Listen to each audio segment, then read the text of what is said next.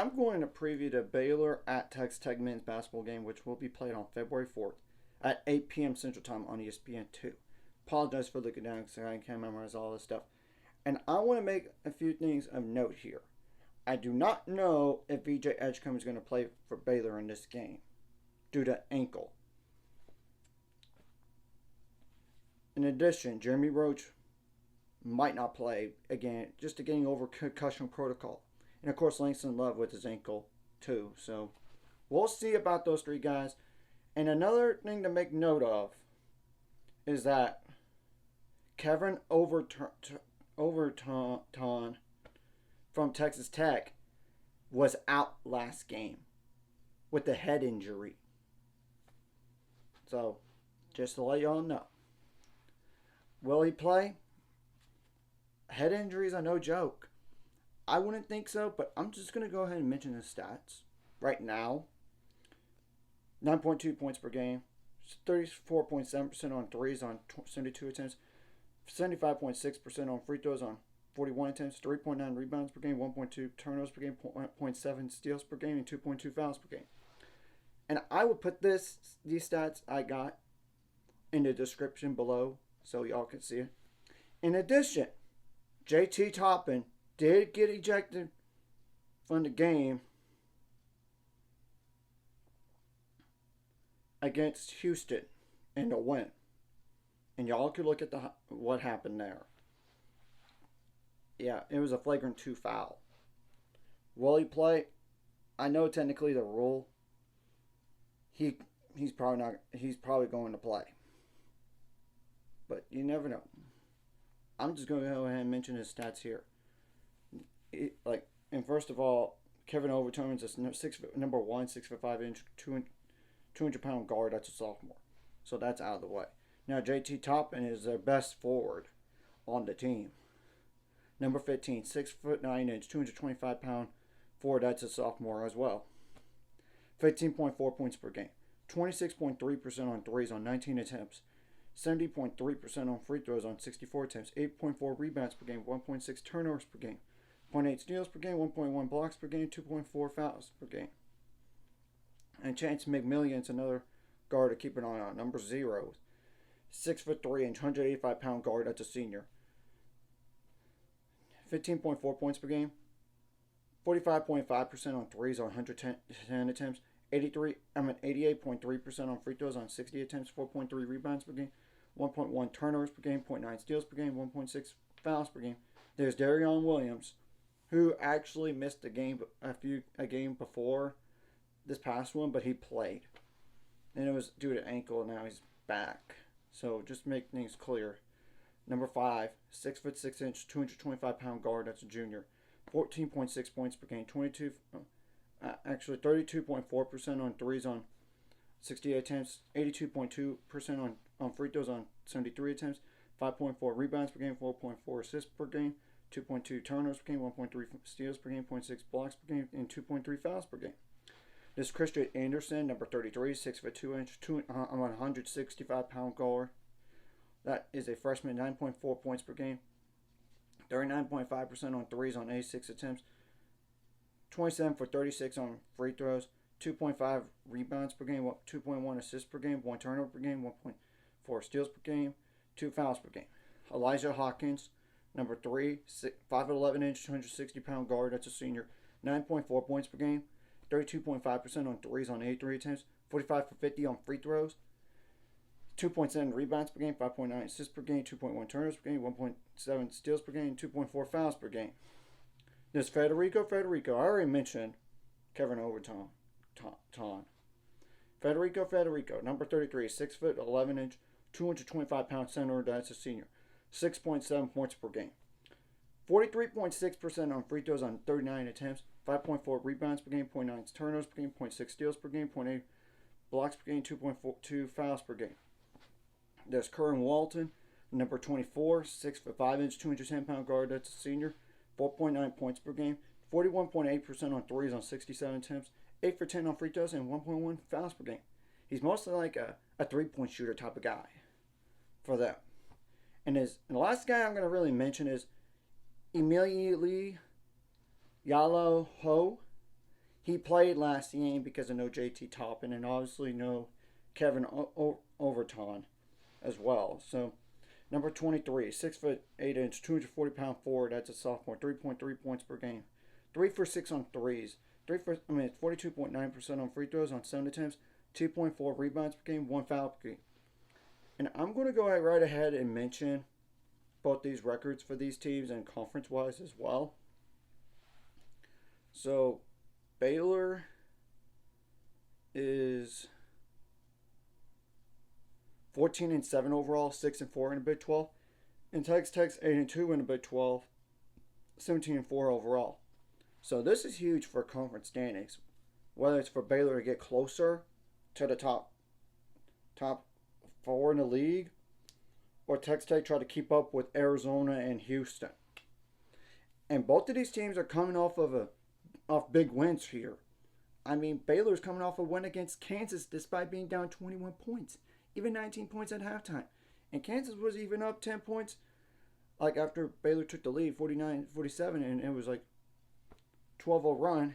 Baylor climbed back into it and took the lead again and never looked back, while Texas Tech is coming off of an overtime win against Houston at Houston. And the final score of that one was, and y'all could see the video of what exactly happened, but 82-81. So this is a battle of who's going to have back-to-back who's going to have the biggest letdown going to this game. That's just telling the truth right here. And like I said, we'll see about those injuries for both these sides, and same thing goes for like JT Toppin. I think he's going to play next game. It's not like a rule that when you get a flagrant 2, you're suspended like the next game unlike the NBA. I believe, but I could be wrong. So just want to make mention of all that extracurricular stuff off the court, whether it's injuries or flagrant 2. And Grant McCaslin even got ejected from the game. So all the credit that goes to Texas Tech on that win. So across the board for Baylor right here, you got to not put yourself in a big hole like you did in that last game against Kansas. You can't do it. Not on the road. Yeah, I know you got close to Arizona when you were down so big, then you came back, but never took the lead and made it more respectable. But you don't want to put yourselves in that position to start with. You got to do a better job on fouling. I mean, as in like, limit your foul trouble better. Especially if you're down 3 guys. So essentially, you're starting 5, and then Jason Asamoah off the bench. Potentially. We'll see about all those 3 other guys, like I said. You got to make adjustments on the fly. Not just from first half to second half, but throughout those halves. Timeout to timeout, possession by possession. Try to take away the Texas Tech crowd in this game as much as possible. You got to out-hustle them. I mean, that's another thing across the board. And you can't be intimidated by the other team. And you got to adjust to the officiating because you got to make plays to win. And yeah, I know they can get things wrong. And it annoys a lot of people. I mean, on the questionable calls. But at the end of the day, you got to make plays to win.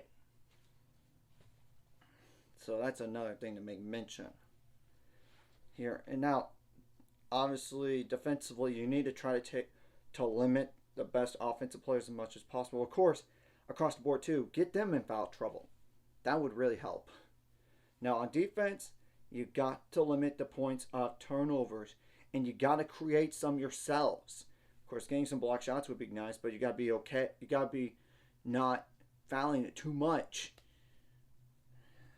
I mean, that's the thing. You got to rebound the ball. You got to limit those second chance points. Points in the paint. So, don't let the other team live at the free throw line as well. Don't let them. You got to contain the shooters, contain the slashers. Whether it's man-to-man or zone. or even do some pressure like you did against Kansas. I mean, that's just telling the truth right there. And now, offensively, you got to get as many points out of turn as possible. Because sometimes your best offense comes from your defense. You get some fast break points, some points in paint, whether it's like a drive or giving it off to somebody in the paint or straight up post up. I don't care. You got to make your free throws count. And do right. And obviously, another thing across the board. Whatever you did right last game, bring it this game. Whatever you did wrong last game, you got to correct into this game. You got to take care of the ball. And you had a bunch of turnovers in the first half against Kansas. You can't have that in this type of game, especially early and on in the game. And I want that second half team that scores 60 points into the first half, really, if you can. And of course, I know second half you have shot the ball well in the last 4 games, and obviously you want to continue that into this game. You gotta have good shot selection. I mean, you gotta get some offensive rebounds and get some second chance points. I mean that's the thing. And honestly, Rob Wright needs to step up, not just in terms of scoring, but as a distributor. And Norchad O'Meara needs to have a big game, and Josh Ujuwuna needs to step up in this type of game too. Of course, Jay Nunn. Hopefully he shoots the ball better. But if nothing else, just drive to the basket. And Jalen Celestine needs to step up like he did in that second half. I mean, 12 points in the second half alone. And he made 4 of 8 on threes. And honestly, Jason Asamoah needs to step up, especially when you might be down VJ Edgecombe or Jimmy Roach and Langston Love. And obviously for all those guys, if they do play, they need to step up too. If they can. I mean, if they can even play. And I heard on the radio that Scott Drew anticipated Jeremy Roach being there for the Kansas game, but then got a phone call and didn't play. So hopefully he does play in this game. And Baylor really needs him. 1, add more guard depth, especially with VJ Edgecombe might not play in this game. We'll see about him playing. If he plays, he needs to continue what he's been doing. I mean, and hopefully Langston Love could finally get over his ankle issue, whether it's in this game right here or in the future. Because I do think Baylor is going to play better when they have all their guys together for the first time in a while, like that Utah game, to be honest. And if you're Baylor going this game, and we'll see about where Baylor's receiving votes or not. I would think so with the win over Kansas, but I don't anticipate being ranked because of the BYU loss. But obviously, if they would have beat BYU and then beat Kansas, I think you might have a shot to be ranked. But since they didn't, I don't think they're going to be ranked. Texas Tech is definitely going to be ranked. There's no ifs, ands, or buts around that. They beat both of the teams last week. And honestly, this is a huge game in terms of not just for the conference, but the NCAA tournament resume as well for both of these teams right here. And this is probably one of the harder games for Baylor to play for the rest of the year, with the exception to Houston on the road, which, ironically enough, it's 6 days from the Texas Tech game. But that's besides the point here. Don't want to look too far ahead, but it is what it is. And they face some really and luckily for Baylor, they have faced some really tricky road environments. I'm gonna consider Gonzaga a road game, even though it's technically called neutral site, but it was in the same city. And of course, they played UConn at UConn and BYU, Iowa State. So you get the whole point. And you just don't want to get down too much too early. You can't do that in this type of game. You gotta stay resilient. I get it. And go out there and bring whatever you did, all the momentum from last game, into this game. And don't have an emotional hangover right here. So let's go out there, give it our best shot.